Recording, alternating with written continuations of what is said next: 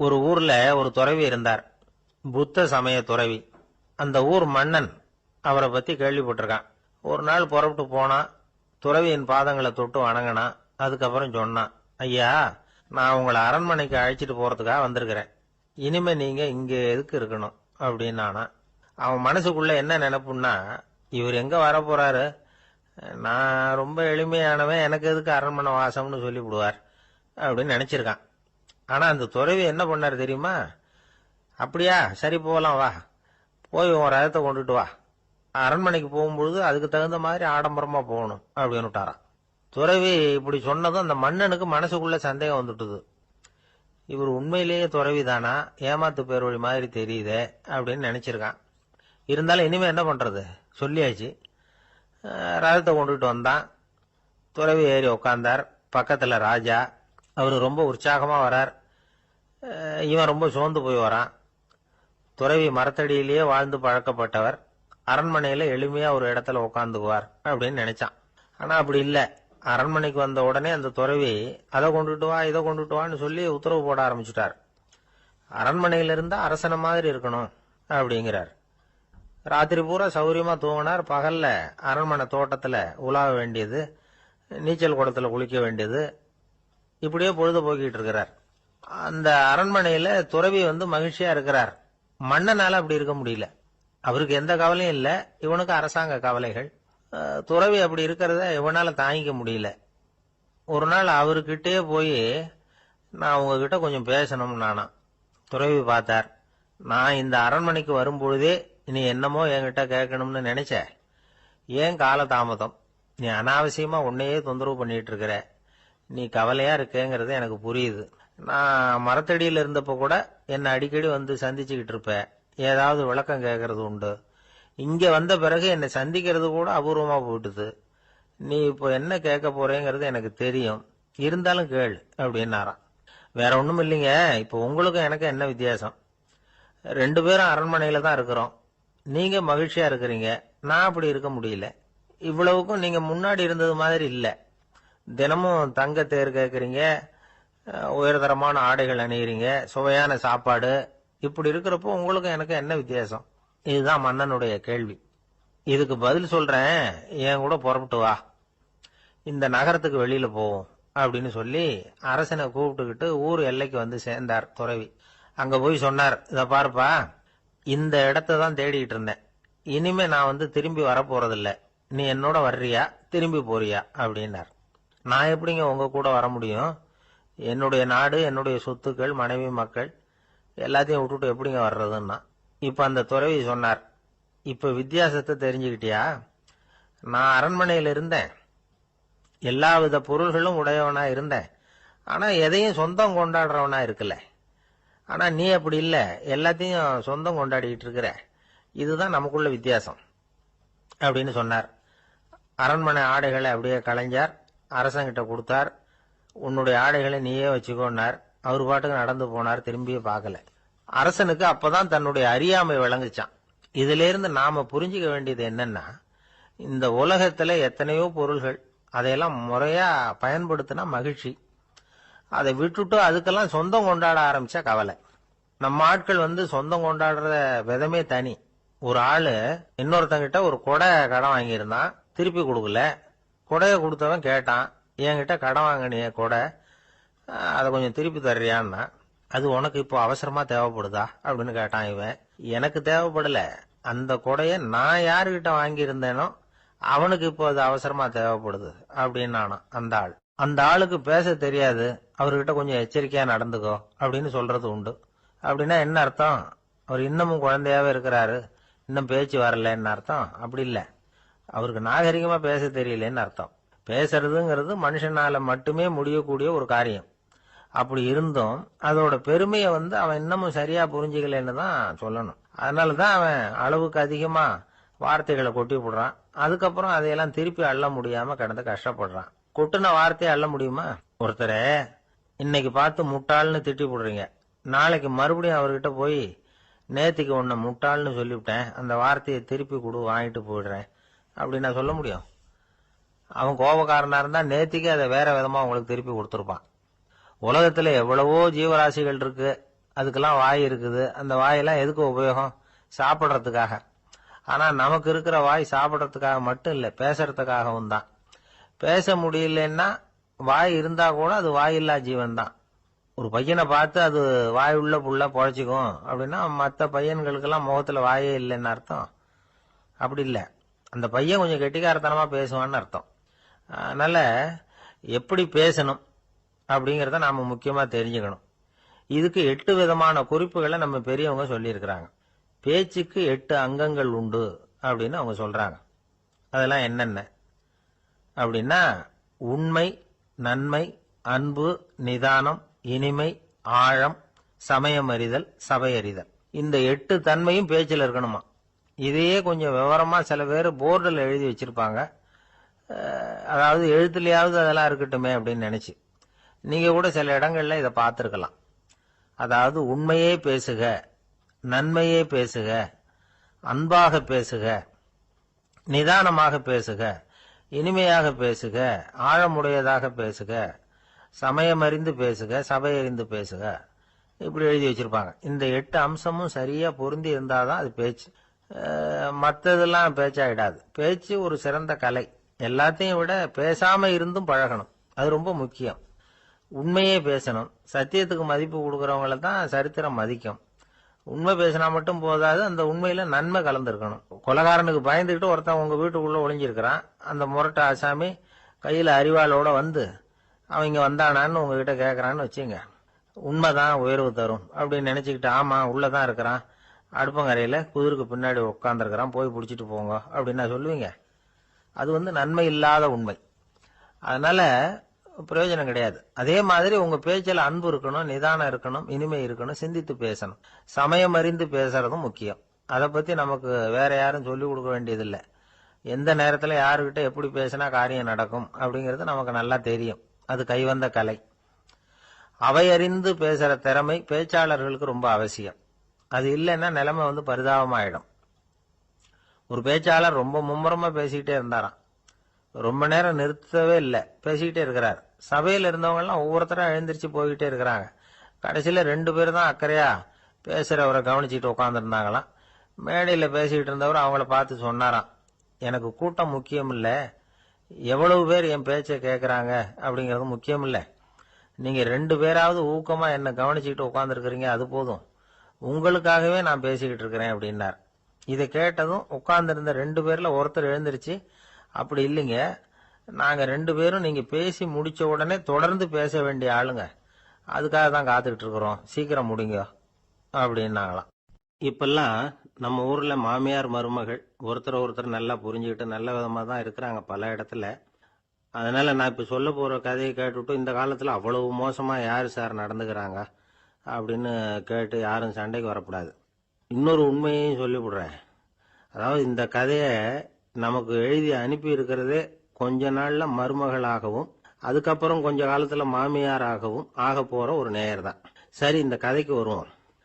அதாவது ஒரு சின்ன குடும்பம், அந்த வீட்டுல மாமியார் ஆட்சி, அவங்க வச்சதுதான் சட்டம்.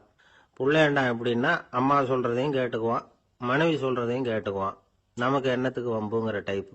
மருமகள் பேர்ல குறை கண்டுபிடிக்கிறதுலயே அந்த மாமியாருக்கு ஒரு சுவாரஸ்யம். சின்ன சின்ன விஷயத்துல எல்லாம் குத்தம் கண்டுபிடிச்சுக்கிட்டே இருக்கிறாங்க.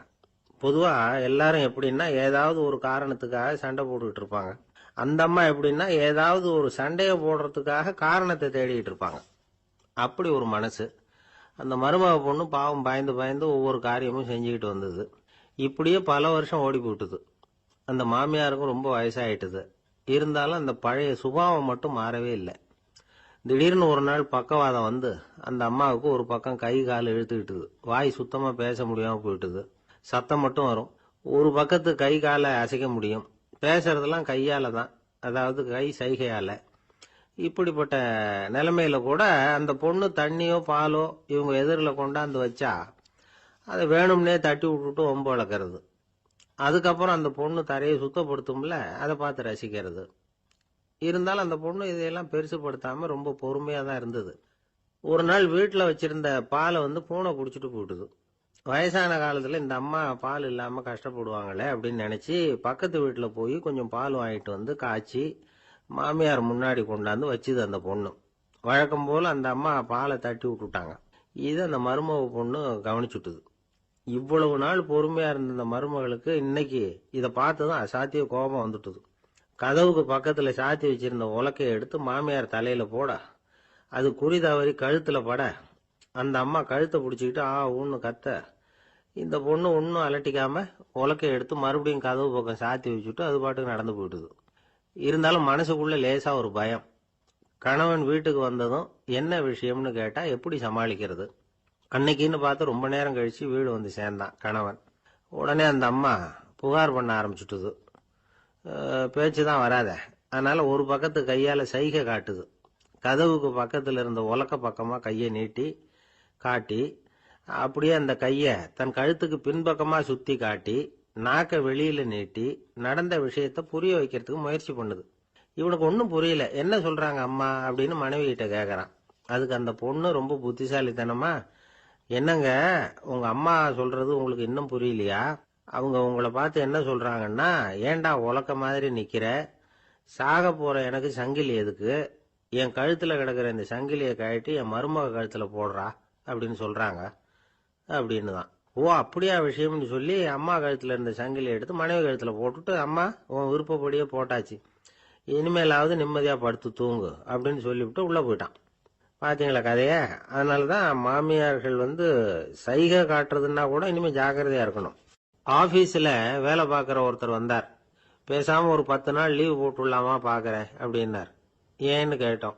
என்னுடைய மேலதிகாரி ஒரு முசுடு சார், அவர்கிட்ட வேலை பார்க்கறது ரொம்ப கஷ்டமா இருக்குது அப்படின்னார். ஆபீஸ்ல வேலை பார்க்கறவங்க எல்லாம் ஒரு விஷயத்த நல்லா ஞாபகத்துல வச்சுக்கணும். மேலதிகாரிங்கிறவர் ஒரு பெரிய மகான் இல்ல, அவரும் ஒரு மானிட பிறவிதான். சராசரி மனுஷனுக்கு உள்ள பலம் பலவீனம் ரெண்டும் அவருக்கும் உண்டு. அதனால அவரை கொஞ்சம் அனுசரிச்சு போறதுக்கு பழகிறது தான் நல்லது. மேலதிகாரிகள்ல பல வகை உண்டு. அதுல முக்கியமா 3 வகை. அதுல ஒரு வகை எப்படி தெரியுமா? உங்களை ஒரு வேலை செய்யற மெஷினா மட்டுமே நினைக்கக்கூடிய வகை. இவங்கெல்லாம் எப்படின்னா, எங்கேயாவது வெளியூர் போயிருந்தா கூட அங்கிருந்து போன் பண்ணுவாங்க, அந்த வேலை என்னாச்சு இந்த வேலை என்னாச்சு அப்படின்னு. இவங்களுக்கெல்லாம் உங்க நலனை பத்தியோ உங்க குடும்பத்தை பத்தியோ அக்கறை இருக்காது. நீங்க சொல்ற யோசனை எதுவும் இவங்க கிட்ட எடுபடாது. கொடுத்த வேலையை பாரு, நீ எனக்கு புத்தி சொல்ல வேணாம் அப்படிம்பாங்க. இவங்களை அனுசரிச்சு போறதுக்கு ஒரே வழி, இவங்க எதை சொன்னாலும் சரின்னு சொல்லிவிட்டு வேலையை கவனிக்க வேண்டியதுதான். இவங்க கிட்ட வேற எந்த கேள்வியும் கேட்டுக்கிட்டு இருக்கக்கூடாது. ஆமா சாமி போடுறது கௌரவ குறைச்சல் இல்ல, அது ஒரு அலுவலக சௌகரியம், அவ்வளவுதான். இன்னொரு வகையான மேலதிகாரிகள் எப்படி தெரியுமா? இவங்கெல்லாம் ஆபீஸ் வேலையை பத்தி அதிகமா கவலைப்பட்டுக்கிட்டு இருக்க மாட்டாங்க. தங்களுடைய சொந்த இமேஜ் பாதிக்கப்படக்கூடாதுங்கிறதுலயே கவனமா இருப்பாங்க. இவங்கெல்லாம் அடிக்கடி உங்க நலனை விசாரிப்பாங்க. அதே மாதிரி நீங்களும் அவரை விசாரிக்கணும்னு எதிர்பார்ப்பாங்க. இந்த ரக அதிகாரிகளுக்கெல்லாம் புது வருட வாழ்த்து அனுப்பலாம், பிறந்த நாள் வாழ்த்து அனுப்பலாம். அவருக்கு எங்கேயாவது ஒரு பாராட்டு விழா நடந்தா முதல் வரிசையில போய் உட்காந்து உங்க முகத்தை காட்டலாம். ஆபீஸ் வேலையை மட்டுமே பார்க்கிற பணியாளர்கள் இது மாதிரி அதிகாரிகள் கிட்ட நல்ல பேர் வாங்க முடியாது. இன்னொரு வகையான மேலதிகாரிகள் உண்டு. அவங்க எப்படின்னா, ஆபீஸ் வேலையை பத்தியும் கவலைப்பட மாட்டாங்க, தனக்கு கீழே வேலை பார்க்கறவங்கள பத்தியும் கவலைப்பட மாட்டாங்க. எக்காரணம் கொண்டும் தன்னுடைய பொசிஷனுக்கு ஆபத்து வந்துடக்கூடாதுன்னு நினைக்கக்கூடியவங்க இவங்க. இவங்களால கடுமையான வேலை செய்யவும் முடியாது, தீர்மானிக்கவும் முடியாது. எந்த முடிவையும் எடுக்காம அப்படியே தள்ளி போட்டுக்கிட்டே போடுவாங்க எல்லாத்தையும். இதனால என்ன ஆகும்னா, இவருக்கு கீழே வேலை பார்க்கிற உங்களுக்கு பொறுப்பு அதிகமாயிடும். இவங்க கிட்ட போய் பிரச்சனையை மட்டும் சொல்லி பிரயோஜனம் இல்லை, அதுக்கான முடிவுகளை நீங்களே சொல்லணும். அப்பதான் இது மாதிரி அதிகாரிகள் கிட்ட நல்ல பேர் வாங்கலாம். அட்லீஸ்ட் கெட்ட பேர் வாங்காமலாவது காலம் தள்ளலாம். ஆபீஸ்ல வேலை பார்க்கறவங்க முக்கியமா சில விஷயங்களை ஞாபகத்துல வச்சுக்கணும். ஆபீஸ்ல நடக்கிற நல்லது கெட்டது எதுவா இருந்தாலும் உடனடியா மேலதிகாரி கிட்ட தெரிவிக்கிறது நல்லது. 3வது மனிதர் மூலமா அதை அவர் தெரிஞ்சுக்கிறது அவ்வளவு நல்லது இல்லை. எந்த மேல் அதிகாரியுமே தான் இந்த சர்பாஸ் செய்யப்படுறத விரும்புறதில்ல. அதனால அவருக்கு தெரியாம மேலிடத்துக்கு மணி எழுதி போடக்கூடாது. அப்படி எழுதி போடுறவங்க சில பேர் இருக்கிறாங்க. நீங்களும் உங்க மேலதிகாரியும் தொழில் ரீதியா ஒரே படிப்பு படிச்சவரா இருக்கலாம்.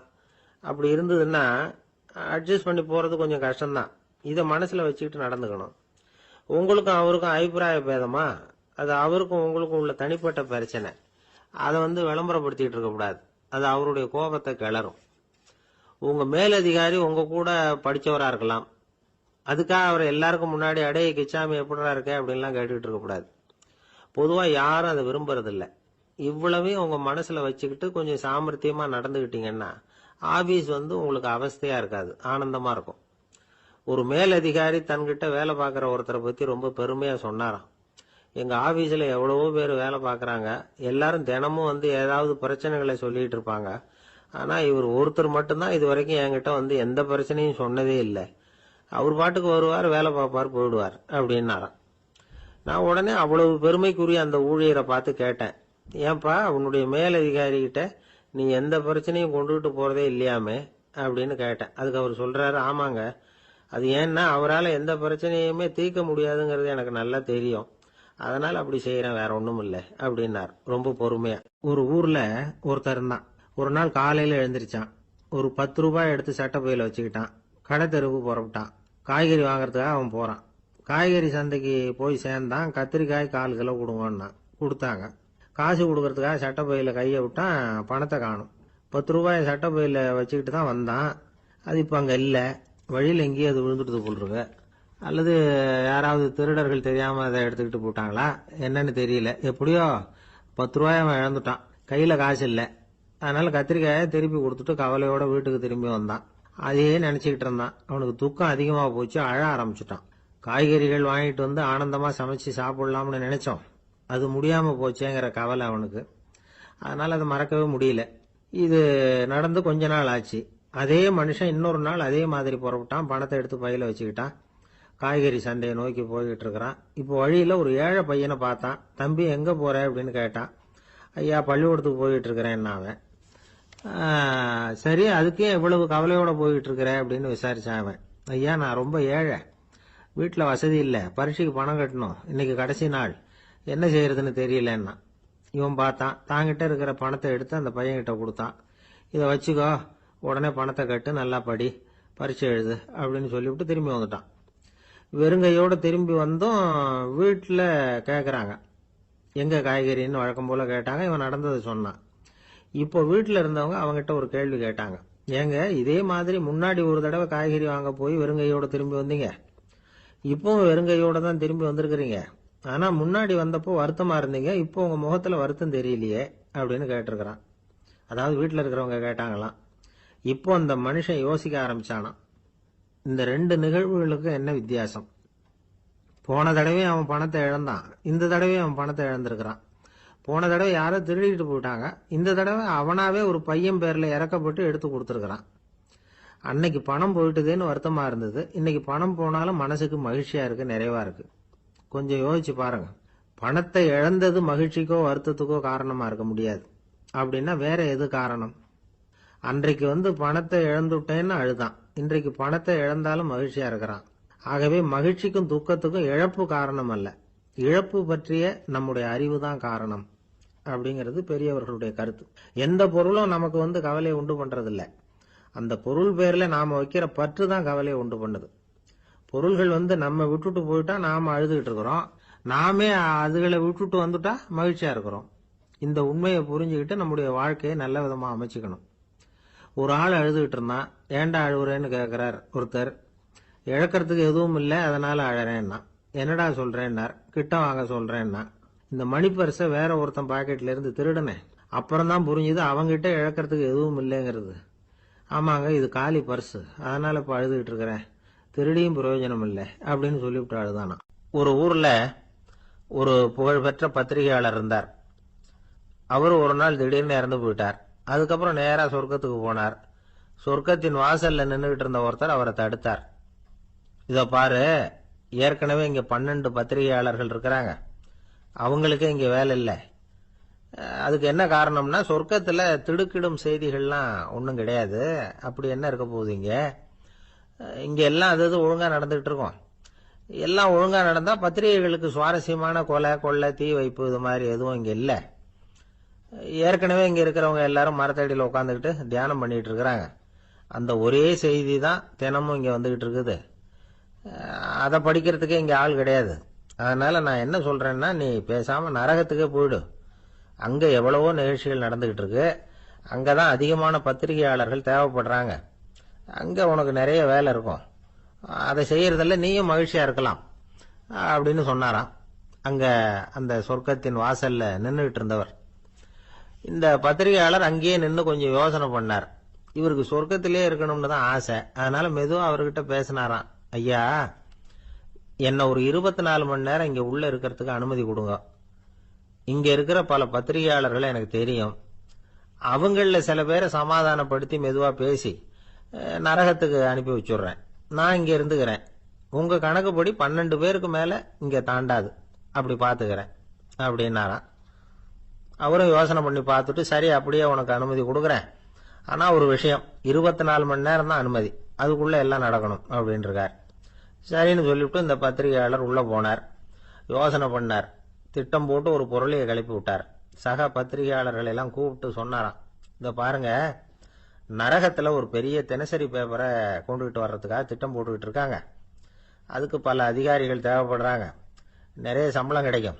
யார் யாரெல்லாம் நரகத்துக்கு போக ஆசைப்படுறாங்களோ அவங்க எல்லாம் போகலாம் அப்படின்னு ஒரு பொருளையை கிளப்பி விட்டார். 24 மணி நேரம் கழிச்சு வாசல் பக்கம் போனார். அங்க இருந்தவர்கிட்ட எத்தனை பேர் வெளியேறினாங்கன்னு விசாரிச்சாராம்.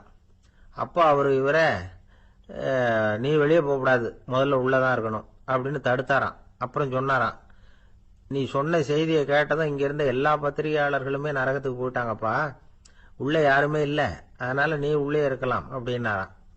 இதை கேட்டதும் இந்த பத்திரிகையாளரே குழம்பி போயிட்டார். ஒருவேளை உண்மையிலேயே நரகத்துல புதுசா பத்திரிகை ஏதாவது ஆரம்பிக்க போறாங்களோ அப்படின்னு அவரே நினைக்க ஆரம்பிச்சுட்டாராம். அப்புறம் சொன்னாராம், ஐயா என்னை விட்டுருங்க, நான் நரகத்துக்கே போயிடுறேன், அங்க ஏதோ விசேஷம் இருக்கணும் அப்படின்னாராம். இல்லைன்னா இத்தனை பேரும் ஒட்டுமொத்தமா அங்க போறதுக்கு சான்ஸே இல்லை, என்ன தடுக்காதீங்கன்னு கெஞ்ச ஆரம்பிச்சுட்டாராம்.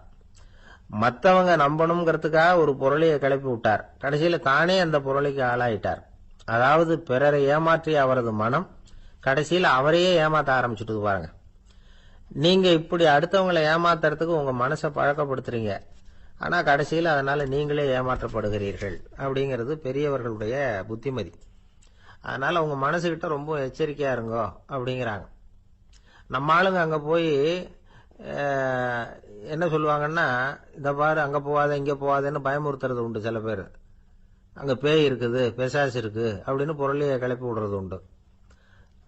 இருட்டு நேரம், காட்டு வழியா ஒருத்தன் போயிட்டு இருக்கிறான். அங்க பேய் பிசாசு நடமாட்டம் இருக்கிறதாக வதந்தி. இவன் பயந்துகிட்டே வேகமா போறான். காடு முடிஞ்சு மெயின் ரோட்டுக்கு வந்து சேர்ந்தான். அப்பாடா, ஒரு பஸ் நின்றுட்டு இருக்கு தனியா, இருட்டுல லேசா தெரிஞ்சது. ஓடி போய் ஏறி உள்ள உட்காந்துக்கிட்டான். பயந்துகிட்டே போனவன் அப்புறம் தான் தெரியுது உள்ள யாருமே இல்லை, டிரைவரும் இல்லை, கண்டக்டரும் இல்லை, வேற யாரும் இல்லை. இவனுக்கு பேய் பயம் அதிகமா போட்டுது. ஏன்னா நடு ராத்திரி. இந்த நேரம் பார்த்து அந்த பஸ் தானே நகர ஆரம்பிச்சுதான். இவனுக்கு இன்னும் பயம் அதிகமா போட்டுது. ஏன்னா டிரைவர் சீட்டு காலியா இருக்கு, பஸ் நகருது. இவன் உடம்பு பூரா நடுங்க ஆரம்பிச்சுட்டுது. வீல்னு கத்தலாமான்னு பார்த்தான். அந்த நேரம் பார்த்து அவன் தோல்ல ஒரு கை விழுந்துதான். திடுக்கிட்டு திரும்பி பார்த்திருக்கிறான். அங்க டிரைவர் நிக்கிறார். அவரு சொன்னாராம், ஏன்பா ஏற்கனவே பஸ் பிரேக் டவுன், நாங்கெல்லாம் பின்னாடி இறங்கி நின்று தள்ளிட்டு இருக்கிறோம், நீ மட்டும் ஜாலியா ஏறி உக்காந்துக்கிட்டியா, இறங்கி வந்து தள்ளப்பா அப்படின்னாராம். இருட்ட கண்டா பயம் உண்டாவதே அது ஏன்? இப்படி ஒரு கேள்வியை ஒரு பெரியவர்கிட்ட கேட்டாங்க. அதுக்கு அவர் பதில் சொல்றார், மனிதனுடைய ஆதிகால வாழ்க்கையில தொற்றிக்கொண்ட பயம் இது வேரூன்றி இருக்குது, இன்னமும் போகல. 50,000 வருஷங்களுக்கு முன்னாடி மனுஷன் குகைகள்ல வாழ்ந்தான். பகல்ல பயம் இருக்காது, ராத்திரியில மிருகங்கள் தாக்கும், கொல்லும், நிம்மதியா தூங்க கூட முடியாது. அதனால இந்த மனுஷனுக்கு இரவுன்னா மரணம், பயம் அப்படின்னு பழகி போச்சு. மனிதர்களுடைய எல்லா மனசையும் சேர்த்து மொத்தமா ஒரு மனசு உண்டு. மனிதர்களுடைய நினைவு இந்த மொத்த மனசுல பதிஞ்சிருக்கு, பரவுது. இந்த மொத்த மனசுல இருட்டு பற்றிய பயம் பதிந்து நீடிக்குது அப்படிங்கிறார் அவர். இந்த காலத்துல இரவை பகலாக்கிறதுக்கு எவ்வளவு விளக்குகள்லாம் வந்தாச்சு. ராத்திரியிலேயும் மிருகங்கள் தாக்குங்கிற நிலைமை இல்ல. பாதுகாப்பான வீடுகள், விலங்குகளும் விலகி போயிட்டு, விலங்குகள்லாம் விலகி போயிட்டு, வீடுகளும் பாதுகாப்பா இருக்குது. சரி, இருந்தாலும் அந்த பழங்கால பயம் இருட்டு பயம் இன்னமும் மனுஷனை விட்டு போகல. இன்னொரு விஷயம் என்னன்னா, இருட்டுல இருந்து வெளிச்சத்துக்கு வராத மனிதர்கள் இன்னைக்கு அதிகம். ஒரு ஆளு ஆத்துக்கு மீன் பிடிக்கிறதுக்காக போனான், இன்னும் விடியல. அதுக்குள்ள வலையை எடுத்துட்டு கிளம்பி போயிட்டான். வெளிச்சம் வர்றதுக்கு முன்னாடியே போய் சேர்ந்துட்டான். விடிகிற வரைக்கும் என்ன பண்றது, சும்மா கரையிலேயே உட்காந்து காலாட்டிட்டு இருக்கிறான். காலில் ஏதோ ஒரு சின்ன மூட்டை தட்டுப்பட்டது. இருட்டுல அது என்னன்னு சரியா தெரியல. மூட்டைக்குள்ள சின்ன சின்ன கல்லா நிறைஞ்சி இருக்குது. சும்மா பொழுது போகணுமேங்கிறதுக்காக இவன் அந்த மூட்டைக்குள்ள இருந்து ஒவ்வொரு கல்லா எடுத்து ஆத்துல வீசிக்கிட்டு இருக்கிறான். விடிகிற வரைக்கும் வேற வேலை இல்லைங்கிறதுனால எப்படி செஞ்சுக்கிட்டே உட்காந்துருக்கிறான். கிழக்க மெதுவா வெளிச்சம் தெரிய ஆரம்பிச்சது. பொழுது விடியறதுக்கான அறிகுறி. இதுக்குள்ள அந்த மூட்டையில இருந்த எல்லா கல்லையும் எடுத்து வீசி எறிஞ்சுட்டான். கடைசியா ஒரே ஒரு கல்லு மட்டும்தான் கையில பாக்கி இருந்தது. வெளிச்சம் வந்ததும் அந்த கல்லை பார்த்தான். அப்படியே திகைச்சு போயிட்டான். அடடா, இது வரைக்கும் தெரியாம தப்பு பண்ணிட்டோமே அப்படின்னு நினைச்சான். ஏன் தெரியுமா? அவன் கையில இருந்தது வெறும் கல் இல்ல, விலை வசந்த ரத்தன கல். அது இருட்டுல என்னன்னு புரியாததுனால மூட்டையில இருந்த எல்லா ரத்தன கல்லையும் ஆத்துல வீசி எறிஞ்சிருக்கிறான். இப்போ அவனுக்கு அழுகையே வந்துரும் போல இருந்தது.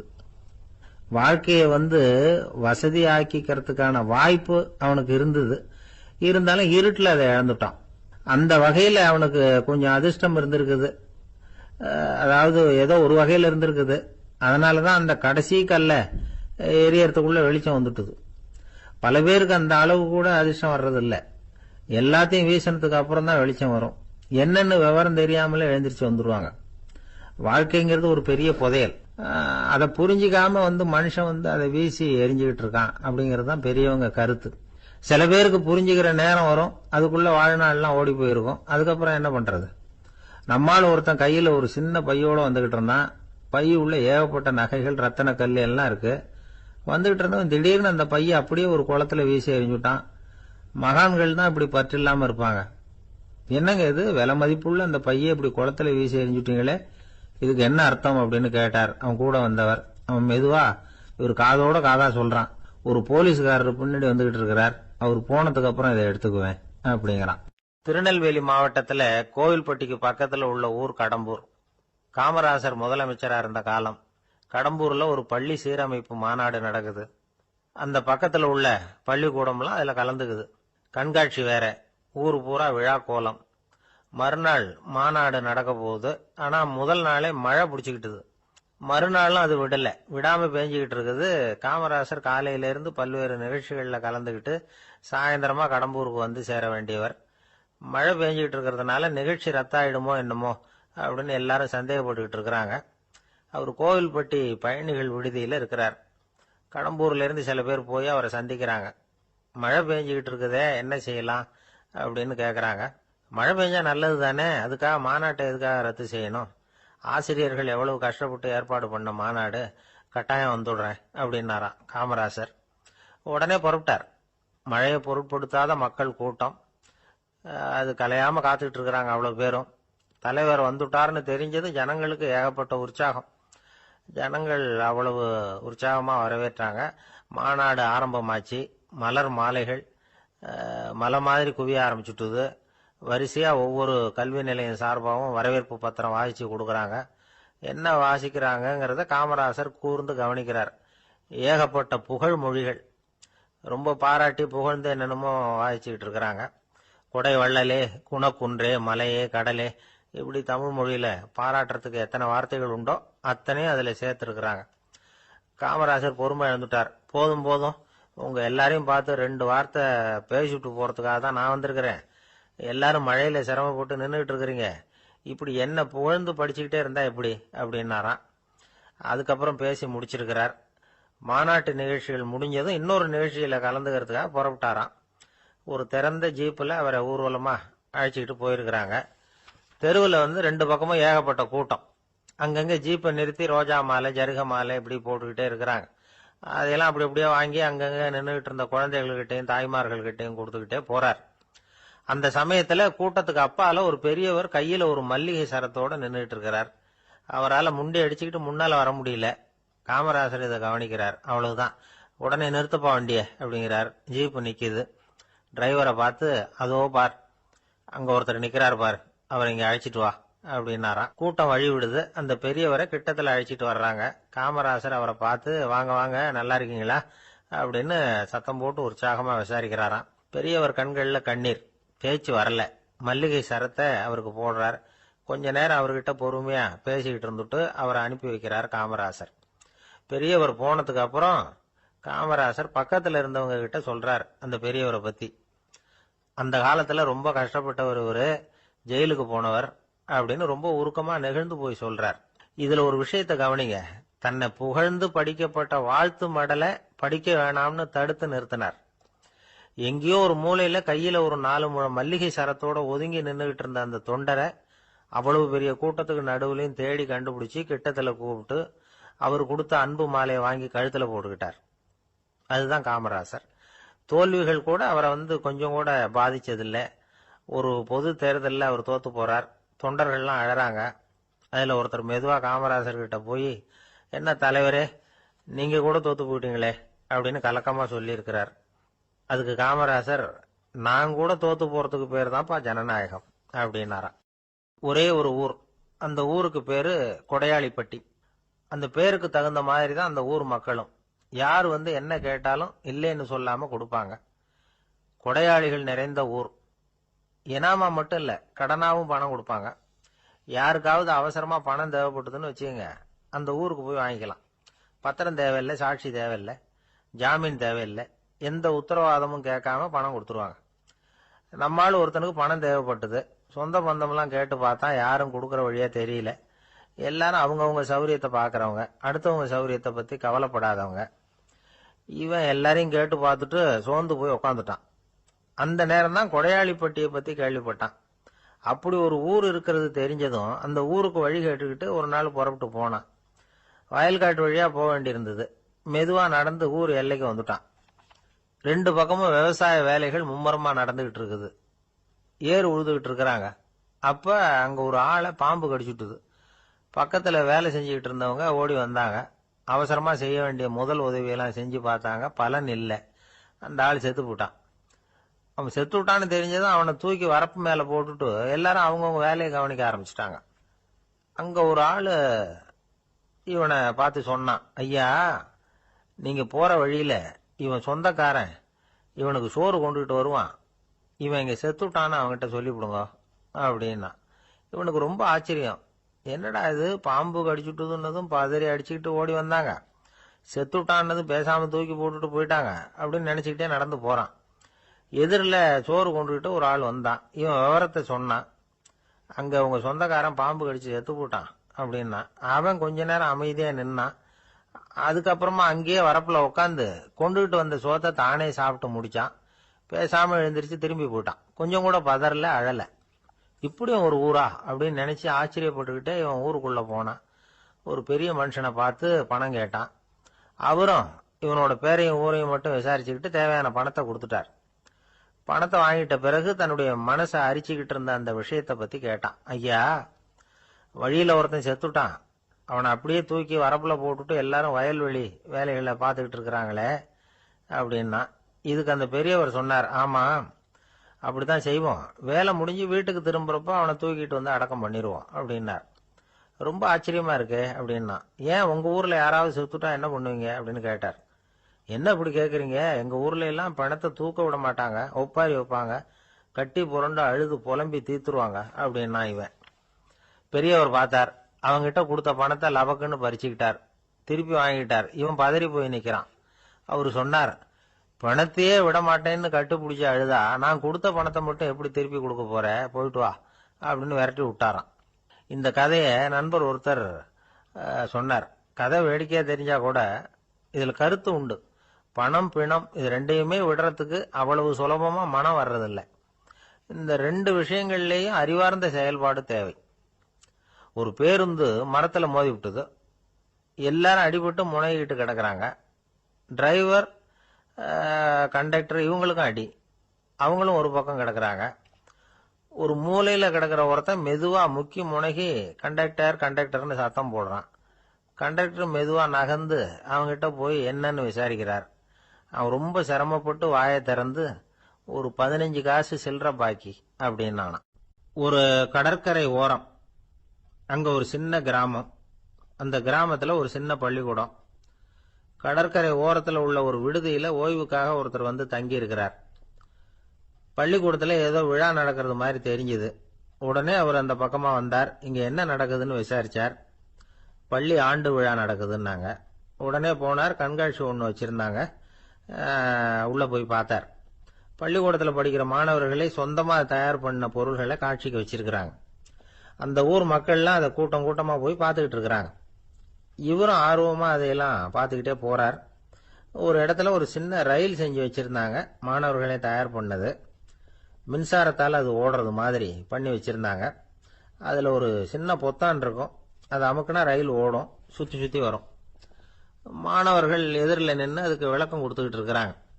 இவரு அதை கவனிச்சார். ரயில் ஓடுறத பார்த்தார். அங்க நின்றுகிட்டு இருந்த மாணவர்கள் கிட்ட விளையாட்டா கேட்டார், ஏன்பா இந்த ரயில் எதனால ஓடுது அப்படின்னு கேட்டார் இவரு. சக்தியினால ஓடுது அப்படின்னாங்க மாணவர்கள். அது என்ன சக்தின்னு கேட்டார். அதுக்கு பேரு மின்சாரம் அப்படின்னாங்க. சரி, நீங்க மின்சாரத்தை பார்த்துருக்கிறீங்களா அப்படின்னார். நாங்க பார்த்தது இல்லைங்க, ஆனா இதை செய்யறதுக்கு எங்களுக்கு உதவி பண்ண ஆசிரியர் ஒரு பட்டதாரி, ஒரு கால் அவர் பார்த்துருக்கலாம் அப்படின்னாங்க. அவர் எங்க இருக்காருன்னு கேட்டார். இதோ அழைச்சிட்டு வர்றோம்னு ஓடினாங்க. அவர் அழைச்சிட்டு வந்தாங்க. அவர்கிட்ட ஒரு பெரியவர் கேட்டார், மின்சாரத்தை நீங்க பார்த்துருக்கிறீங்களா அப்படின்னு. மின்சாரத்தை பார்க்கறதாவது நான் பார்த்ததே இல்லை. நான் பார்த்தது அது செயல்படுற விதத்தை தான். அது விளக்க எரிய வைக்குது, ரயில ஓட வைக்குது, இது மாதிரி எத்தனையோ எந்திரங்களை செயல்பட வைக்குது. ஆனா உண்மையிலேயே அது என்னன்னு எனக்கு தெரியாது.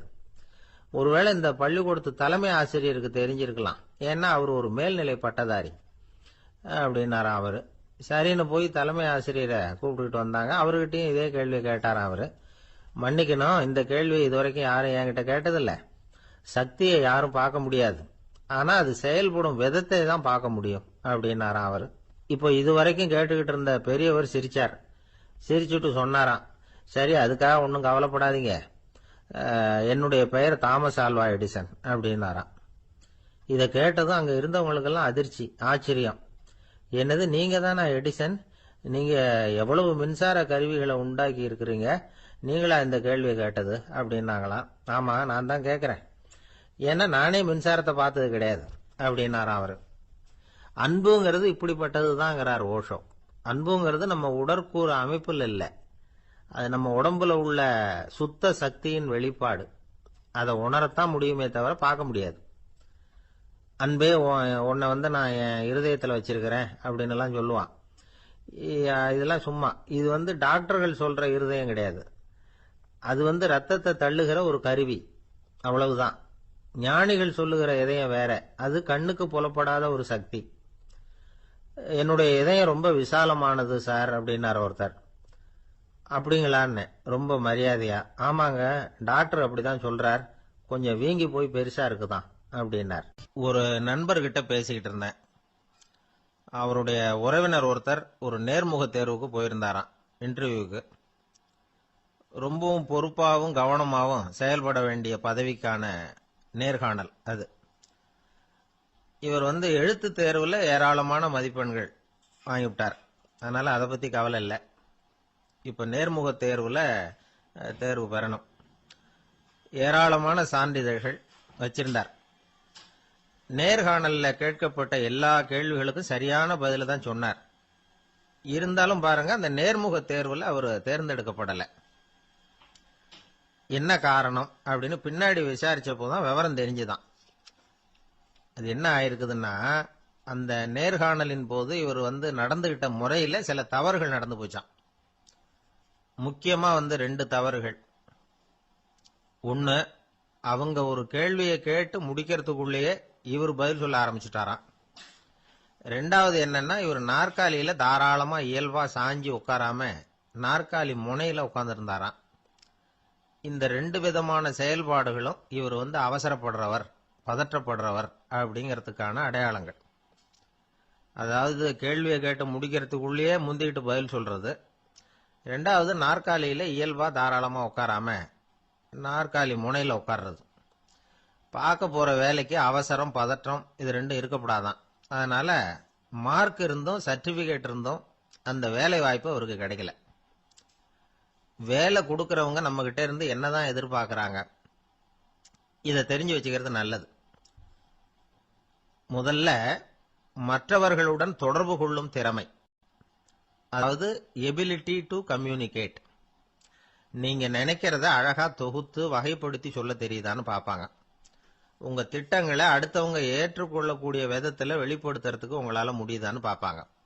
இதுக்கு என்ன செய்யறது? குழப்பம் இல்லாம சிந்திக்கணும், குழப்பம் இல்லாம பேசணும். 2வது விஷயம், என்னன்னா புத்திசாலித்தனம், அதாவது இன்டெலிஜென்ஸ்.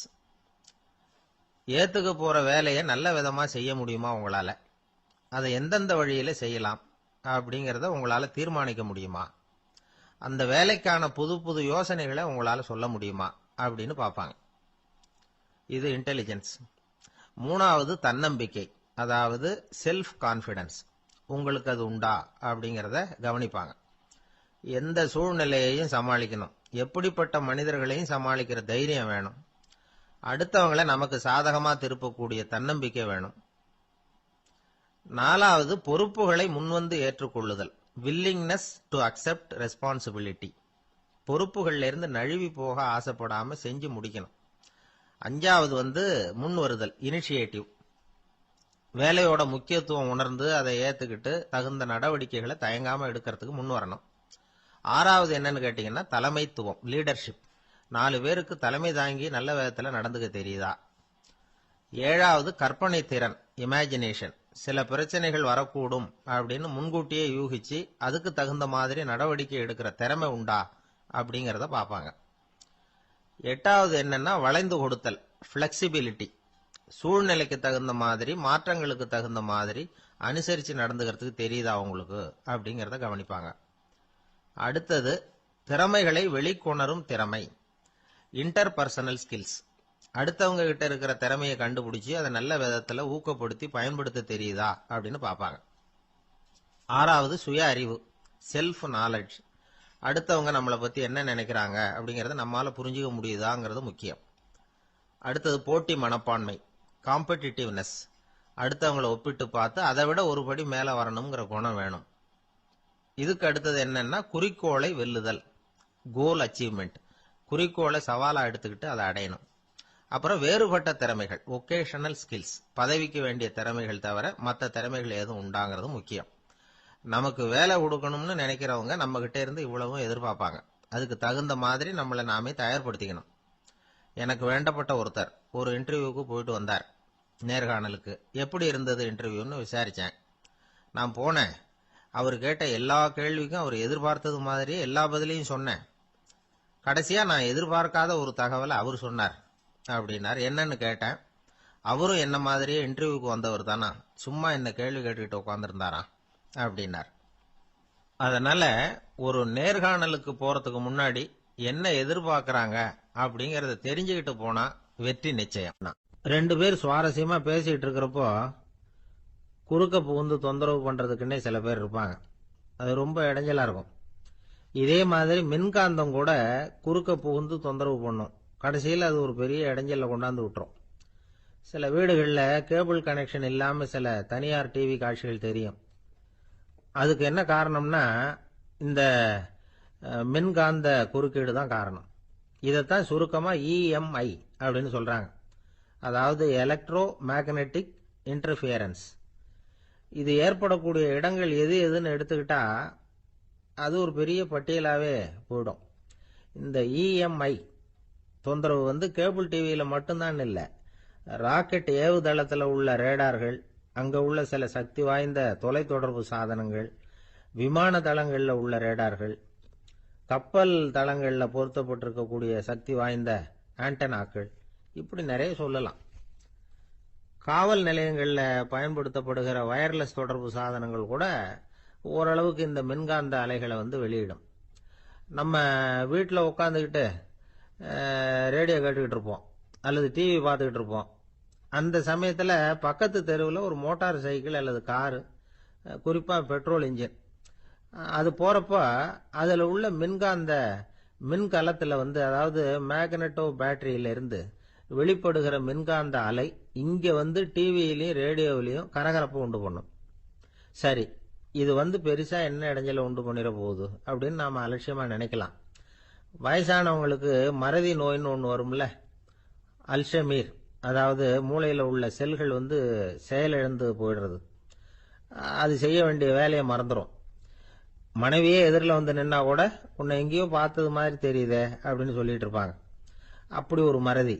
இந்த விசித்திரமான நோய்க்கு இதுவரைக்கும் மருந்தே இல்லைன்னு வேற சொல்றாங்க. இந்த மைக்ரோ ஓவன் அப்படின்னு சொல்லக்கூடிய சமையல் அடுப்புகள் கூட மின்காந்த அலைகளை வெளியிடுது. சமயத்தில் சில தொழிற்சாலைகளில் கூட பெரிய விபத்துக்களை இந்த இஎம்ஐ உண்டு பண்ணிவிடும். இதை பற்றி தீவிரமாக சிந்திக்க ஆரம்பிச்சதே ஒரு விபத்துக்கு பிறகுதான்.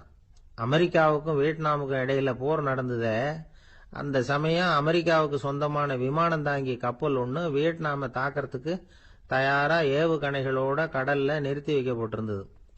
தற்செயலா அந்த பகுதியில கப்பல் தொலைத்தொடர்பு பகுதிக்கு அருகில ஊடுருவிய இந்த சக்தி வாய்ந்த ரேடியோ அலைகள் ஏவுகணையில இருந்த மின்னணு சர்க்கியூட்டை பூர்த்தி செஞ்சு வச்சுட்டுது. அவ்வளவுதான், ஏவுகணை அங்கேயே வெடிச்சு சிதறி போச்சு. 130 பேர் அந்த இடத்துலயே உடல் கருகி செத்து போட்டாங்க. ஏகப்பட்ட பொருள்கள் நாசம்.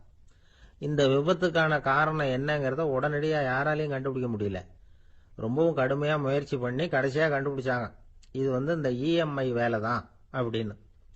மின்னணு தொலைபேசிகள் இருக்க, இதுல பேசும்பொழுது நம்ம காதை அதாவது செவியை ஊடுருவக்கூடிய மின்காந்த அலையானது மூளைக்கு போய் அங்க மூளை கட்டிகளை உருவாக்க ஊக்கம் கொடுக்குது அப்படின்னு வேற கண்டுபிடிச்சிருக்கிறாங்க.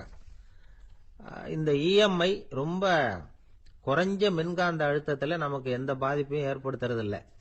மின்காந்த அலைகள் அழுத்தத்தோடு இருக்கிற இடங்கள்ல ரொம்ப நேரம் இருந்தோம்னா நம்ம உடம்பின் வெப்பநிலை 2 டிகிரி செல்சியஸ் வரைக்கும் அதிகரிக்குதாம். அதனால வெப்பநிலையை சீராக்கிறதுக்கு இதய துடிப்பும் அதிகரிக்குது. இப்படிலாம் கண்டுபிடிச்சிருக்கிறாங்க. இப்பெல்லாம் இந்த மின்காந்த குறுக்கீடுகளை தடுக்கிறது எப்படி அப்படின்னு விஞ்ஞானிகள் யோசனை செய்ய ஆரம்பிச்சிருக்கிறாங்க. இந்த விஷயத்துல அலட்சியமா இருந்தோம்னா எதிர்காலத்துல நிறைய பேருக்கு இந்த ஞாபக மறதி நோய் வந்துடும். அப்புறம் அது ரொம்ப கஷ்டமா போயிடும். ஒரு குடும்ப தலைவர் தன் மனைவியை பார்த்து, யார் நீ, உன்னை எங்கேயோ பார்த்தது மாதிரி இருக்குதே அப்படின்னு சொல்லிட்டு இருந்தார். உடனடியா அவரை போய் பார்த்தேன். வாங்க டாக்டர்கிட்ட போகலாம் அப்படின்னு. அவரு என்னை தனியா அழைச்சிட்டு போய் காதோட காதா மெதுவா சொல்றார், இத பார்ப்பா, என் கையில பணம் இல்லாத போகலாம், அப்படி மறதி நோய் வந்துட்டது மாதிரி நடிச்சுக்கிட்டு இருப்பேன், அவ்வளவுதான், அதை நீ கண்டுக்காத அப்படின்னார். அங்க ஒரு புதர் தெரியுது இல்லையா, இந்த புதருக்குள்ள ஒரு சிங்கம் இருக்கு. அந்த பக்கமா நான் போறப்போ வர்றப்போலாம் அது என்கிட்ட வம்பு வளர்க்குது, தகராறு செய்யுது, என் மேல பாயுது, என்னை தாக்குது, ஏன்னு தெரியல அப்படின்னுது. இதை கேட்டதும் அந்த குரங்கு சொல்லிச்சு, இனிமே கவலைப்படாத, இந்த தடவை நான் உன்னை காப்பாத்துறேன்னுது. அதுக்கப்புறம் ஒரு நாள் அந்த குரங்கும் கழுதியும் அந்த புதர் பக்கமா போய்கிட்டு இருந்தாங்க. எதிர்பார்த்தது மாதிரியே நடந்தது.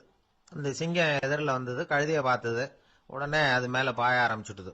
அவ்வளவுதான். உடனே இந்த குரங்கு என்ன பண்ணிச்சு தெரியுமா, கிடுகிடுன்னு ஒரு மரத்து மேல ஏறி உட்காந்துக்கிட்டது. அங்க உட்காந்துக்கிட்டு கீழே அந்த கழுதையும் சிங்கமும் போடுற சண்டையை வேடிக்கை பார்க்க ஆரம்பிச்சுட்டுது. கொஞ்ச நேரம் கழிச்சு அடிபட்ட காயத்தோட அந்த கழுதை மெதுவா நடந்து வந்தது. குரங்கும் மெல்ல மரத்தை விட்டு கீழே இறங்குச்சு. இப்ப கழுதை கேட்டுது, என்னை காப்பாத்துறேன்னு சொல்லிவிட்டு காலை வாரி விட்டுட்டியே, நீ பாட்டுக்கு மரத்து மேல ஏறி உட்காந்துக்கிட்டே, இது நியாயமானது. குரங்கு பரிதாபமா அதை பார்த்தது. நான் மரத்து மேல இருந்து நீங்க 2 பேரும் சண்டை போட்டதை பார்த்துக்கிட்டு தான் இருந்தேன். உன்னோட சத்தம் தான் அதிகமா இருந்தது, அது நீ சிரிக்கிற மாதிரி எனக்கு கேட்டுது, அதனால நீ தான் ஜெயிச்சுக்கிட்டு இருக்க போல இருக்கு அப்படின்னு நினைச்சுட்டேன்னு. இன்னைக்கு பல பேர் இப்படிதான் இருக்கிறாங்களாம். யாரு ஜெயிக்கிறாங்க யாரு தோக்குறாங்கிறத முகத்தை பார்த்து கூட கண்டுபிடிக்க முடியறதில்ல. பேசுற பேச்சை வச்சு கூட கண்டுபிடிக்க முடியறதில்ல. தோற்கிறவங்க கூட சிரிக்கிற மாதிரி முகத்தை வச்சுக்கிறான். இன்றைய மனிதர்கள் கிட்ட ஏகப்பட்ட முரண்பாடுகள். பொய் முகங்களோட உலவுகிறவர்கள் தான் அதிகம்.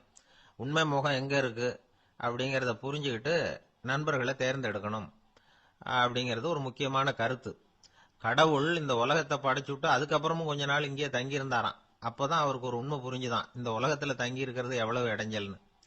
தினமும் மனிதர்கள் தேடி ஏதாவது புகார் சொல்லிக்கிட்டே இருந்தாங்களாம். எனக்கு அது வேணும் இது வேணும்னு கேட்டுக்கிட்டே இருந்தாங்களாம். சில பேர் வந்தாங்க, நாங்க விவசாயம் பண்றோம், தண்ணி இல்லாம பயிர் காயுது, எங்களுக்கு மழை வேணும் அப்படின்னாங்க.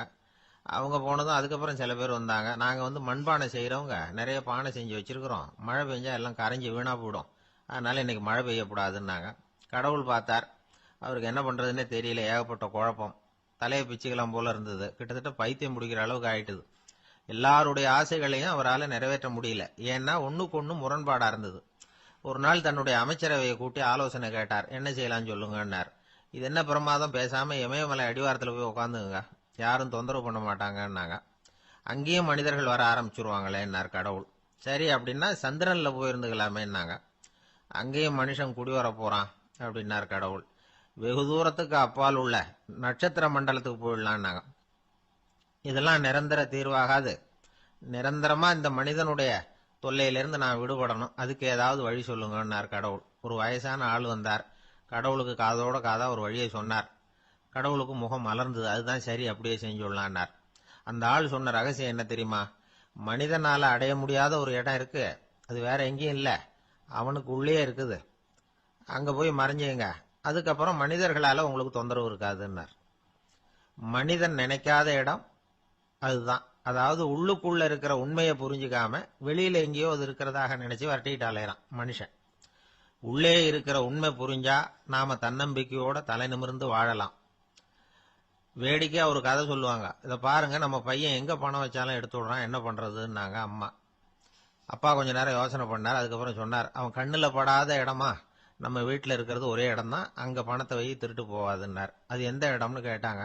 அதுதான் அவன் பாட புஸ்தகம், அதுல வச்சிரு, அவன் தொடவே மாட்டான். பாட புத்தகத்தை தொடாம பரீட்சையில வெற்றி பெற முடியாது அப்படிங்கறத புரிஞ்சுக்கணும். உள்ளே இருக்கிற உண்மையை தொடாமல் வாழ்க்கையில வெற்றி பெற முடியாது. அதனால உண்மையை புரிஞ்சுகிட்டா வாழ்க்கையில வெற்றி நிச்சயம். இமயமலை அடிவாரத்துல ஒரு மடம். அங்க ஒரு சன்னியாசி இருந்தார். அவர்கிட்ட ஒருத்தர் வந்தார். சுவாமி, ஆசைய உதற நினைக்கிறேன், முடியல, ஊட்டிக்கிட்டே வருது அப்படின்னாராம். இப்படி உட்கார, ஒரு கதை சொல்றேன் அப்படின்னு சொல்லி அவர் சொல்ல ஆரம்பிச்சாராம். அவர் சொன்ன கதை என்னன்னா, ஒரு ஊர்ல ஒரு ஆள் இருந்தான். அவன் பேரு குப்புசாமி. அவன்கிட்ட எப்பவும் ஒரு பழைய தொப்பி இருக்கும், விடவே மாட்டான். அதனால அவனை எல்லாரும் தொப்பி சாமி அப்படின்னு தான் கூப்பிடுறது வழக்கம். ஒரு புது தொப்பி வாங்கிக்கப்படாதாப்பா அப்படின்னு நண்பர்கள்லாம் சொல்லி பார்த்தாங்க. பணத்துக்கு எங்க போவேன் அப்படின்னு விட்டானா. பணம் வச்சிருக்கான், செலவு பண்ண மனசு வரல, மகா கஞ்சன். பழைய பாட்டில்கள்லாம் வாங்கி வித்துக்கிட்டு இருந்தான். அப்படி ஒரு தடவை பழைய கண்ணாடி சாமான்களை ஏலத்தில் எடுத்தப்போ அதுல ஒரு அருமையான சென்ட் பாட்டில் கிடைச்சது. உடனே ஒரு ஐடியா பண்ணான். அந்த சென்ட்டை சின்ன சின்ன பாட்டில்கள்ல அடைச்சி ஜன்னல் ஓரமா அடுக்கி வச்சுட்டான். அதை வித்தா நிறைய பணம் கிடைக்குமே, அதனால. இதுக்கு இடையில ஒரு நாள் அவன் அப்படியே உட்காந்துருந்தான். அந்த நேரம் நண்பன் வந்தான். ஏண்டா, உன் பழைய தொப்பிய மாத்தப்படாதா, ஊர்ல எல்லாரும் கேலி பேசுறாங்களே உன்னை தொப்பி சாமின்னு அப்படின்னு சொல்லி கேட்டிருக்கான். இந்த சென்ட் பாட்டில் வித்ததும் பணம் வரும், அதுக்கப்புறம் பார்க்கலாம் அப்படின்னு நானா இவன். சரி வா, நீச்சல் குளத்துக்கு போயிட்டு வருவோம் அப்படின்னு கூப்பிட்டுருக்கான் நண்பன். 2 பேரும் போனாங்க. அதே நேரம் அந்த ஊர் நீதிபதியும் அங்க குளிக்க வந்தாராம். அவர்கிட்ட இருந்தது விலை வசந்த ஒரு புது தொப்பி. அதை அங்க இருந்த ஸ்டாண்ட்ல மாட்டிவிட்டு குளிக்க போனார். இதுக்கிடையில குப்புசாமி குளிச்சுட்டு வந்தான். அவனுடைய பழைய தொப்பியை காணல. அந்த புது தொப்பியை பார்த்தா இது நண்பனுடைய வேலை தான் அப்படிங்கறதாக புரிஞ்சுக்கிட்டு அதை எடுத்து மாட்டிட்டு வந்துட்டான். நீதிபதி குளிச்சுட்டு வந்து பாக்குறாரு, தொப்பியை காணும். போலீஸ்ல புகார் கொடுத்தார். அவங்க தேடினாங்க. ஒரு மூலையில பழைய தொப்பி கிடைச்சது. அடடா, இது நம்ம குப்புசாமியோட தொப்பி இல்லையா அப்படின்னு நானா ஒருத்தன். உடனே அவன் வீட்டுக்கு தேடிட்டு போயிருக்காங்க. அங்க போய் பார்த்தா புது தொப்பி அங்க இருக்குது. உடனே அவனுக்கு 1000 ரூபாய் அபராதம் போட்டாங்களாம். அவன் பணத்தை கட்டிவிட்டு ரொம்ப எரிச்சலோட வீட்டுக்கு வந்தான். பழைய தொப்பி கண்ணுல பட்டது. மறுபடியும், உன்னால தானே எனக்கு 1000 ரூபாய் நஷ்டம் அப்படின்னு சொல்லி அதை எடுத்துக்கிட்டு அப்படி போயிருக்கான். அந்த ஊர் குளத்துல வீசி எரிஞ்சுட்டு வந்துட்டான். அது மீன் பிடிக்கிற ஒருத்தன் கையில சிக்கிச்சு. அவன் வர்ற வழியில அதை எடுத்து வேகமா வீசி எறிஞ்சான். அது நேரா குப்புசாமி வீட்டு ஜன்னல் வழியா உள்ள இந்த சென்ட் பாட்டில்கள் மேல விழுந்து எல்லாம் உடஞ்சி நொறுங்கி போச்சு. குப்புசாமி பார்த்தான். தோட்டத்துல ஆழமா ஒரு குழியை வெட்டினான். அந்த தொப்பியை போட்டான், மூடிவிட்டான். இதை அடுத்த வீட்டுக்காரன் பார்த்தான். ஏதோ புதையல் தான் வச்சிருக்கான் போல இருக்குன்னு நினைச்சான். போலீஸ்ல போய் புகார் கொடுத்துட்டான். மறுபடியும் போலீஸ் குழியை தோண்டினாங்க. பழைய தொப்பி மறுபடியும் வெளியில வந்தது. எல்லாரும் சிரிக்கிறாங்க. அன்னைக்கு ராத்திரியே அந்த தொப்பியை எடுத்துக்கிட்டு நேரா புறப்பட்டான். ஒரு கல்லுல அதை சேர்த்து கட்டி குடிநீர் தொட்டி இருக்கும்ல, அதுல போட்டுட்டு வந்துட்டான். இனிமே என்ன பண்ணும் பாப்போம்னு. ஒரு நாள் திடீர்னு குழாயெல்லாம் அடைப்பட்டு போச்சு. மாநகராட்சி அலுவலர்கள் என்னன்னு பார்த்தா அந்த பழைய தொப்பி குழாயை அடைச்சிக்கிட்டு இருக்குது. இது குப்புசாமியோட தொப்பிங்கிறது தான் எல்லாருக்கும் தெரியுமே. உடனே குடிநீரை பாழாக்கணத்துக்காக குப்புசாமிக்கு கோர்ட்டு 2500 ரூபாய் அபராதம் போட்டுட்டுது. அதையும் கட்டிவிட்டு வெளில வந்தான். கடைசியா முடிவு பண்ணான். ஒரு நெருப்பு குச்சியை கிழிச்சான். தொப்பியை கொளுத்தினான். எரிஞ்சது. எடுத்து வெளில எரிஞ்சான். கொஞ்ச நேரத்துல தீ அணைப்பு பட வந்துட்டுது. ஆமா, இவன் எடுத்து எரிஞ்சது வெளியில விழுந்து வீட்டு கூரையே பத்திக்கிட்டு எரிய ஆரம்பிச்சுட்டுது. அவனோட பணத்தாசையும் அதோட சேர்ந்து எரிஞ்சு போச்சான். இப்படி ஒரு கதை. இந்த கதையை சொல்லி முடிச்சார் அந்த இமயமலை அடிவாரத்துல இருந்த சன்னியாசி. இப்ப அந்த குப்புசாமி எங்க இருக்கிறான்னு கேட்டார் எதிரில இருந்தவர். இதோ உன் எதிரிலே இருக்கிறான், நான் தான் அந்த குப்புசாமி அப்படின்னாராம் அந்த சன்னியாசி. அந்த குப்புசாமி கிட்ட இருந்தது மாதிரி ஒரு பழைய தொப்பி நம்ம ஒவ்வொருத்தர்கிட்டே உண்டு. அதை எப்படி தொலைக்கிறதுன்னு தெரியாம தடுமாறிக்கிட்டு இருக்கிறோம். அது என்ன தொப்பிங்கிறீங்களா? அதுதான் நம்மை சூழ்ந்திருக்கிற மாயை அப்படிங்கிறார் சுவாமி சின்மயானந்தர். மெய்ஞானம் கிடைக்கிறப்போ மாயை எரிஞ்சு போகும் அப்படிங்கிறது அவருடைய கருத்து. நம்மால் ஒருத்தர் வேகமா ஓடி வந்தார். காலில் மாட்டியிருந்த பழைய செருப்பு ரெண்டையும் ஆவேசமா தூக்கி ஒரு கிணத்துல போட்டுட்டு வெறுங்காலோட நடந்து வந்துகிட்டு இருக்கிறார். ஏன் அப்படி பண்ணீங்க அப்படின்னு கேட்டோம். அந்த செருப்புக்கு சொந்தக்காரன் பின்னாடி வந்துகிட்டு இருக்கிறான், அதனால அப்படி பண்ணேன் அப்படிங்கிறார் இவர். ஒரு ஆளு ராமகிருஷ்ணரை தேடி வந்தான். அவன் கையில 1000 பொற்காசுகள் வச்சிருந்தான். அதை அவர்கிட்ட கொடுத்து இதை ஏத்துக்கணும் அப்படின்னு ரொம்ப பணிவா கேட்டுக்கிட்டான். அவரு பார்த்தார், இது எனக்கு தேவையில்லை, ஆனாலும் உன்னுடைய மனசை புண்படுத்துறதுக்கு நான் விரும்பல, அதனால நீ கொடுக்கறத வாங்கிக்கிறேன்னார். வாங்கிக்கிட்டார். அப்புறம் கேட்டார், இதை பாரு, இனிமே இதெல்லாம் என்னுடையது தானே அப்படின்னார். ஆமா, அதையெல்லாம் நான் உங்களுக்கே கொடுத்துட்டேன். அவன், சரி, இப்போ நீ எனக்காக ஒரு காரியம் பண்ணணும்னார். என்ன செய்யணும்னு சொல்லுங்கன்னா, இந்த நாணயங்களையெல்லாம் எடுத்துக்கிட்டு போய் கங்கை நதியில் எரிஞ்சுட்டு வா அப்படின்னார். இவனுக்கு அதிர்ச்சியாக போச்சு. என்ன பண்ணுறது, இனிமேல் அது முடியாதுன்னு சொல்ல முடியாது. ஏன்னா அந்த நாணயங்களையெல்லாம் அவருக்கே கொடுத்துட்டான். இனிமேல் அதெல்லாம் இவனுடையது இல்லை. பேசாமல் அவ்வளவையும் அள்ளிக்கிட்டு ஆத்தங்கரைக்கு போனான். போனவன் ரொம்ப நேரம் திரும்பியே வரல.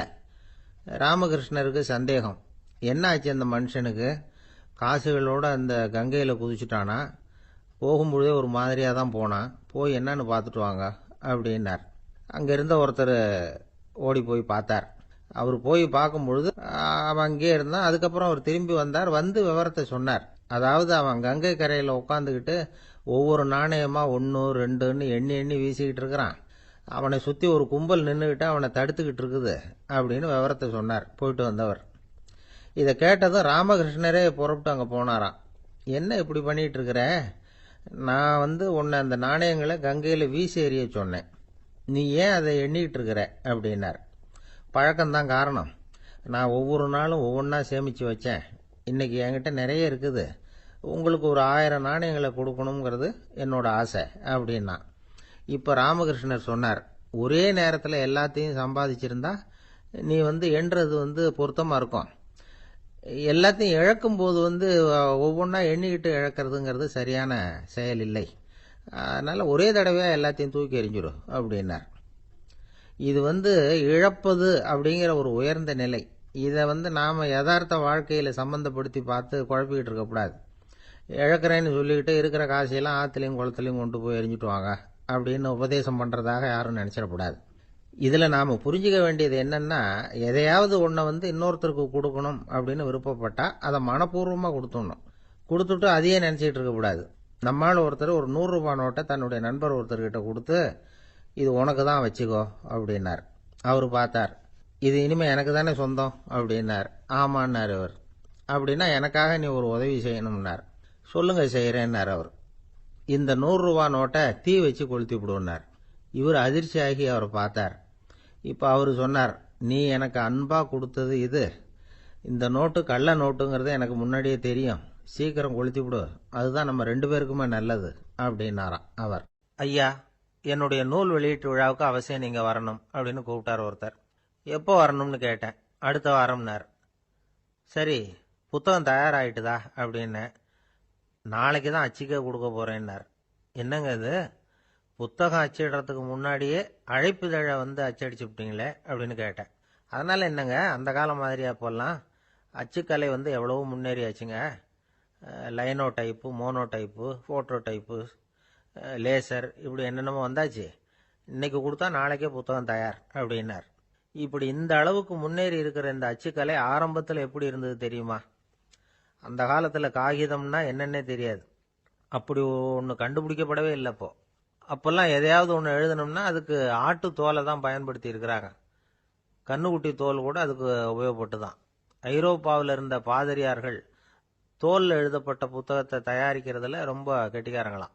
எகிப்து, அப்புறம் மத்திய தரைக்கடல் ஓரத்தில் உள்ள நாடுகள், இங்கெல்லாம் தோல் தான் எழுது பொருளாக பயன்பட்டு வந்திருக்குது. ஆனால் நம்ம நாட்டில் ஓலைச்சுவடிகளை எழுத்துக்கு பயன்படுத்தி இருக்கிறாங்க. எழுதுறதுக்கு தோலை பயன்படுத்தினவங்க பிறகு பேப்பரைஸ் அப்படிங்கிற கோரை புல்லை அதுக்கு பயன்படுத்தினாங்களாம். இதெல்லாம் அப்படி கொஞ்சம் கொஞ்சமாக கண்டுபிடிச்சிட்டு வந்திருக்கிறாங்க. அந்த புல்லை கச்சிதமாக நறுக்க வேண்டியது, நல்லா பதப்படுத்த வேண்டியது, அதுக்கப்புறம் அதில் எழுத வேண்டியது, அவ்வளவுதான். பேப்பருங்கிற சொல்லே இந்த பேப்பைரஸ் அப்படிங்கிறதுலேருந்து வந்தது தான். அதுக்கப்புறம் தான் காகிதம் வந்தது. இதை முதல்ல சீன நாட்டில் தான் கண்டுபிடிச்சாங்க. அது வந்த பிறகு அச்சு எந்திரம் கண்டுபிடிக்க வேண்டிய அவசியம் ஏற்பட்டது. அதை கண்டுபிடிச்சவர் ஜெர்மானிய அறிவியல் அறிஞர் ஜான் கூட்டன்பர்க். அச்சு கலைக்கு அடித்தளம் அமைச்சவர் அவர் தான். ஜெர்மனியில மெயின்ஸ் அப்படிங்கிற ஊர்ல 1399 பிறந்தார். அவரோட மாமன் ஒருத்தர் உலோக வேலையில வல்லவர். அவர்கிட்ட அந்த வேலையை கத்துக்கிட்டார். அதோட வைர கற்களை பட்டை தீட்டுறதுலையும் ரொம்ப தேர்ச்சி பெற்றிருந்தார். இளம் வயசுலயே சும்மா இருக்க மாட்டாராம். எதை செஞ்சாலும் அதை திறமையா செய்வாராம். அவர் தான் முதல்ல மர அச்சு எழுத்துக்களை உருவாக்கினார். அது மேல மை தடவி பிரதிகள் எடுத்தார். அதுக்கப்புறம் உலோக எழுத்துக்கள், முதல்ல காரியம், அப்புறம் இரும்பு, அப்புறம் கலப்பு உலோகம். பிறகு அச்சடிக்கிறதுக்கு எந்திரம் ஒன்றையும் உருவாக்கினார். முதல்ல பைபிள் அச்சடிச்சார். 1468 அவர் இறந்து போனார். 16ஆம் நூற்றாண்டுல மேலை நாடுகள்ல இருந்து மர எழுத்துக்களை கொண்டுகிட்டு தமிழ்நாட்டில் கிறிஸ்துவ நூல்களை அச்சிட்டாங்க. அப்பெல்லாம் அச்சகங்கள் போதிய அளவுக்கு இங்க இல்லை. அதுக்கு என்ன காரணம்னா, இந்தியர்கள் அச்சகங்களை நடத்தக்கூடாது அப்படின்னு சட்டம். 1835 வரைக்கும் அந்த சட்டம் நடைமுறையில் இருந்தது. இந்த நிலைமையில அங்கேயும் இங்கேயுமா 1-2 அச்சகங்கள் ஆரம்பமாச்சு.